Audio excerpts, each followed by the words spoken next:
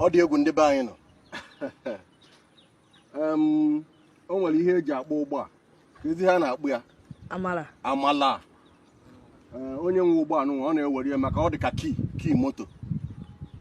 Oh, now my decatang Boroba, Joal, Nke Pecano, and we are see it to announce. They come from Baga. But go side the Nemo. Maka through here, you can go to other, go to Nemo. I say to an Abada Agulu, what do you know? I know all bomb by Pempe.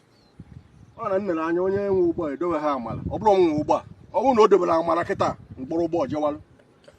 Yeah, you remember one 20 something years ago. More than up to 30 years, sir. So, what do you say? Come interface here with nature. Oh, your overcall. That is good. I love it. On your choice, is about you. They're back here about this. You know, HA is a jewelry back home of my.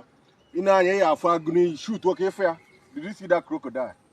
If we are, what the can the madden, or the call from Monabia.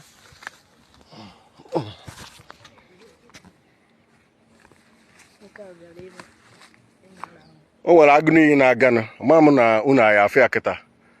Odwako Onabiaba. Aha. Oche no nwere mmenye ya bịa no ka mụ na ya kpa.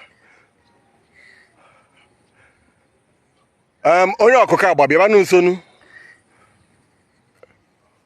Onye ọkụkọ agba, ịnụzuru onye mgbachi nkịtị bịaba.